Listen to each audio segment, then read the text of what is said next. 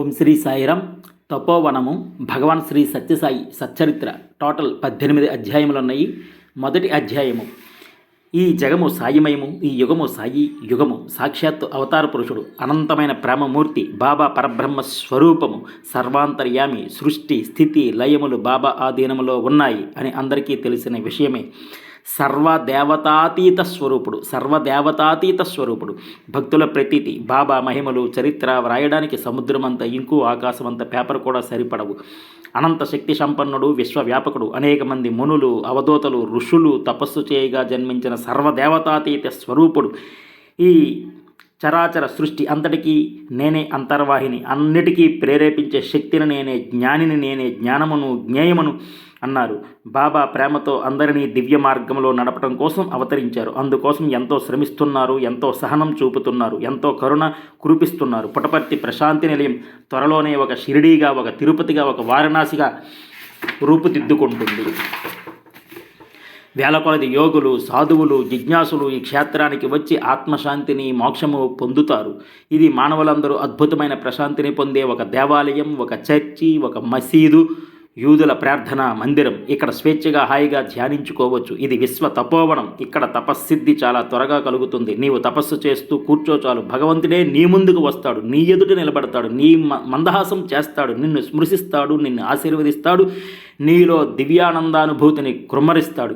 ఈ తపోవనంలోకి ప్రవేశించటం జన్మజన్మల అదృష్టం వల్ల మాత్రమే కలుగుతుంది. అందుకే బాబా అంటారు, నా సంకల్పం లేనిదే ఎవరూ పుటపర్తిలో అడుగు పెట్టలేరు, యాదృచ్ఛికంగా ఎవరూ ఇక్కడికి రాలేరు. ఇది అక్షరాల నిజం.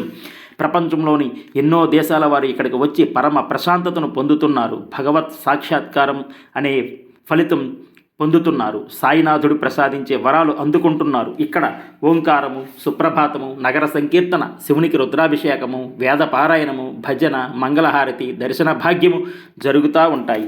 నా దర్శనం కోసం దేవతలు కూడా ఎదురు చూస్తుంటారు. ఓం శ్రీ సాయిరామ్. ఓం శ్రీ సాయిరామ్. నేను మీకు దర్శనమిస్తూ మీ ముందు వెళ్ళటానికి నా శక్తి ప్రసరిస్తుంది. మీరు వెనువెంటనే ఇతరులతో సంభాషించడం ప్రారంభిస్తే అది నన్ను వెనక్కి తిరిగి చేరుతుంది. నేను దేనిని వీక్షించిన అది శక్తివంతమై మార్పు చెందుతుంది. అదేవిధంగా మీరు దినముగా మార్పు చెందుతున్నారు.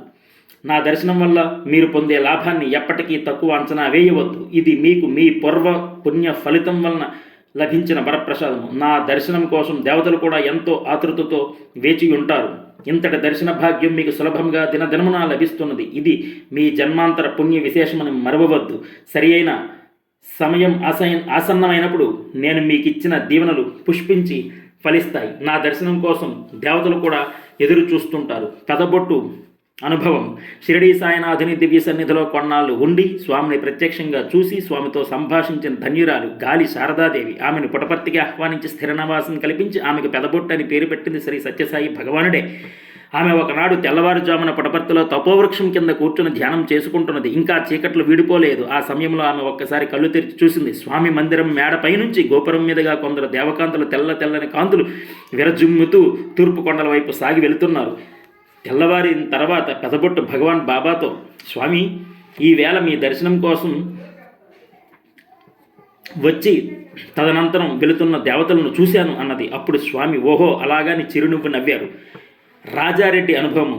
ఆ రోజు వైకుంఠ ఏకాదశి. అది శ్రీ మహావిష్ణు ఉత్తర ద్వార దర్శనం ప్రసాదించే రోజు అని ప్రాచీన శాస్త్రాలు పేర్కొంటున్నాయి. రాజారెడ్డి ప్రశాంత నిలయం మేడ మీద వరండాలో పడుకుని ఉన్నాడు. అర్ధరాత్రి సమయంలో ఆయనకు మెలుగు వచ్చింది.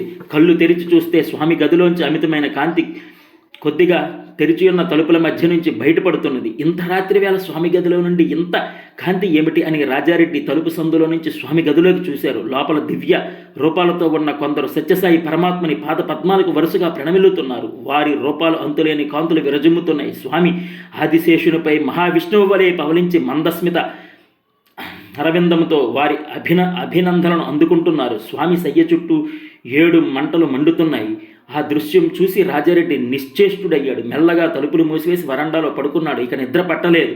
మరునాడు రాజారెడ్డి స్వామితో తను రాత్రి దర్శించిన పరమాద్భుత దృశ్యం గురించి చెప్పి, స్వామి, వారందరూ ఎవరు అని అడిగాడు. అప్పుడు స్వామి, వారందరూ దేవతలు నా దర్శనం కోసం వచ్చారు. ఆ 7 అగ్నుల రూపాలలో ఉన్నది సప్త ఋషులు. నేను అనుగ్రహించాను కాబట్టి నీవు బ్రతికి ఉన్నావు, లేకపోతే ఆ దృశ్యం చూసినప్పుడే భస్మమైపోయి ఉండేవాడివి అన్నారు. శ్రీ సత్యసాయి సాక్షాత్ పరబ్రహ్మ స్వరూపం. అటువంటి పరమాత్మనికి శతకోటి వందనములు సమర్పించుకుందాం. పూజలు ఆత్మజ్ఞానం పొందడానికి సోపానములు. జీవిత వృక్షంపై కామ, క్రోధ, లోభ, మోహ, మద, మాత్సర్యములనే పక్షులు మహాగందరగోళం చేస్తుంటాయి. కనుక మీరు రామకృష్ణ గోవింద నారాయణ అనే శబ్దం చేస్తూ లయగా చప్పట్లు కొడితే అవన్నీ ఎగిరిపోయి మీ హృదయ క్షేత్రాలు శుభ్రమవుతాయి. ఓం శ్రీ సత్యసాయి పరబ్రహ్మణే నమః. Love all, serve all, help ever, hurt never, సమస్త లోకా సుఖినో భవంతు, సర్వే జనా సుఖినో భవంతు, సమస్త లోకా సుఖినో భవంతు. ఓం శాంతి శాంతి శాంతి. Thank you.